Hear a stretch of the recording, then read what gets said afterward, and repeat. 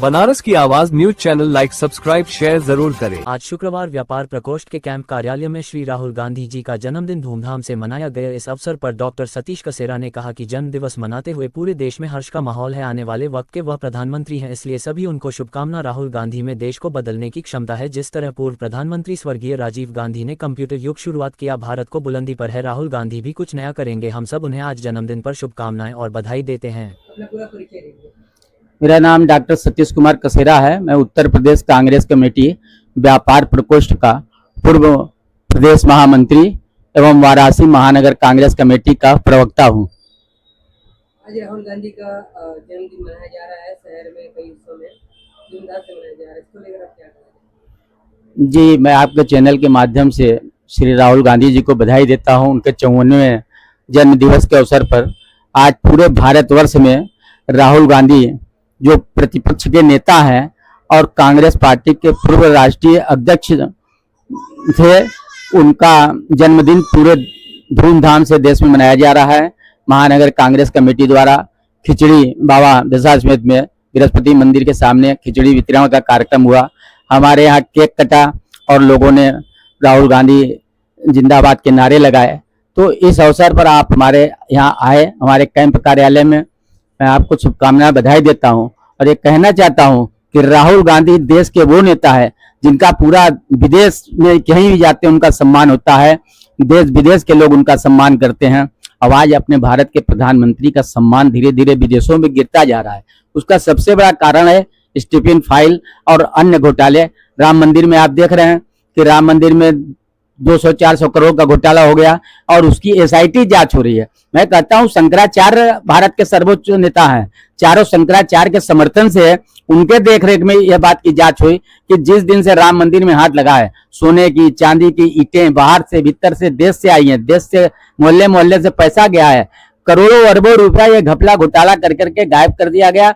इसकी जांच होनी चाहिए। आज राजीव गांधी के जन्मदिन पर पूरे देशवासियों और युवाओं को बधाई देते हुए इस बात की मांग करता हूं कि सरकार शंकराचार्यों से राय मशुरा कर इसका देखरेख करे और शंकराचार्य के ही देखरेख में इसकी जांच होनी चाहिए। ये करोड़ों रुपए का घोटाला ये सांसदों को खरीदने के लिए भारतीय जनता पार्टी की सरकार कर रही है। लगातार राहुल गांधी की जो बातें हैं, जो उनका स्पीच है, जो बयान है, उनका सच होता जा रहा है। उन्होंने एक बयान दिया था कि देश में बहुत बड़ा आर्थिक तूफान आने वाला है और उसके बाद महंगाई और बेरोजगारी जो है, सोने के बढ़ते दाम, पेट्रोल डीजल के बढ़ते दाम, तमाम चीजें हुई। इसके बाद उन्होंने ये भी कहा कि जिस तरह से EVM आज ही चेक करवा लीजिए और बंगाल में काफी संख्या में EVM को जला दिया गया।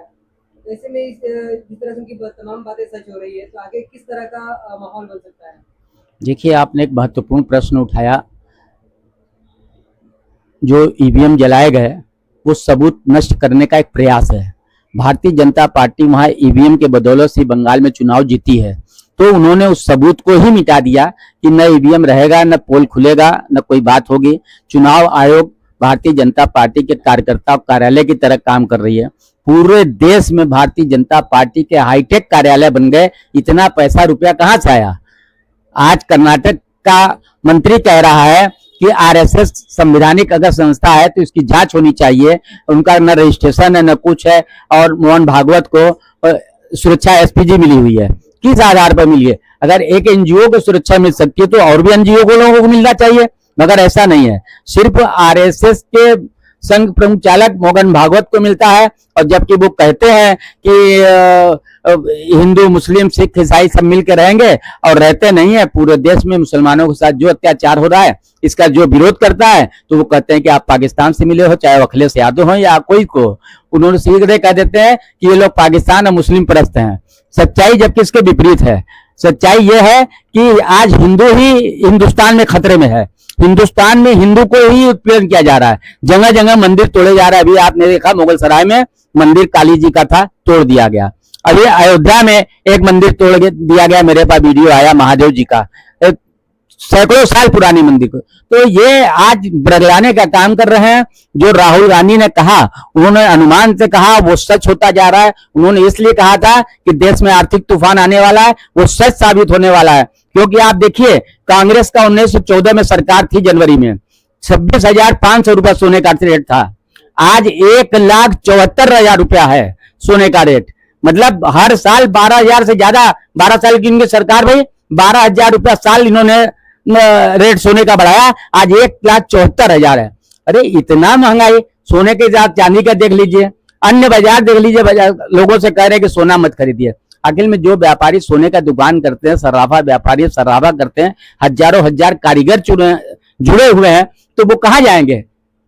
कह रहे हैं झाल मुड़ी बेचो, ये सर्राफा वाले झाल मुड़ी बेचेंगे? बुनकर का उत्पीड़न देख लीजिए, बुनकरों के लिए साफ साफ हो कि आप बिजली का कनेक्शन लो और नया रेट में दो। आखिर में बुनकरों को पहले जो छूट मिलती थी तो ये सरकार क्यों समाप्त कर रही है? ऐसा भेदभाव क्यों हो रहा है?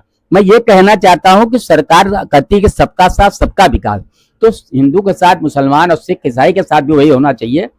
आप एक बात कहते हो और दूसरी तरफ करते नहीं। आज अभी योगी जी का मैं एक बयान पढ़ रहा था, मोबाइल पर आ रहा था कि उन्होंने कहा कि एसआईटी मैंने गठन कर दिया। अरे एसआईटी में आपने किन लोगों को रखा है? जो लोग हैं उसी में रहने वाले हैं। एसआईटी का जांच निष्कर्ष देखिएगा कि 0 सन्नाटा आएगा, क्योंकि उन्हीं के लोग हैं एसआईटी में।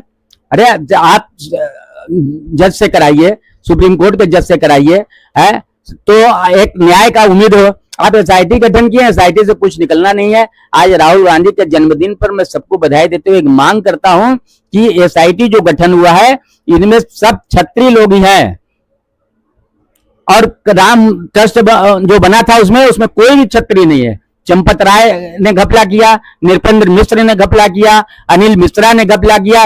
इन सबों के यहाँ 10 किलो अभी बरामद हुआ है गोबर में, है वहीं पर रुपया बरामद हो रहा है। तो इस तरह की कारस्तानी वहां खिल रही है और इसी पैसे से यह सत्ता बदलने का काम कर रहे हैं। चाहे वो बंगाल हो, चाहे बॉम्बे हो, महाराष्ट्र हो, हर जगह इसी पैसे से खेल खेला जा रहा है। इसकी उच्च स्तरीय जांच होनी चाहिए।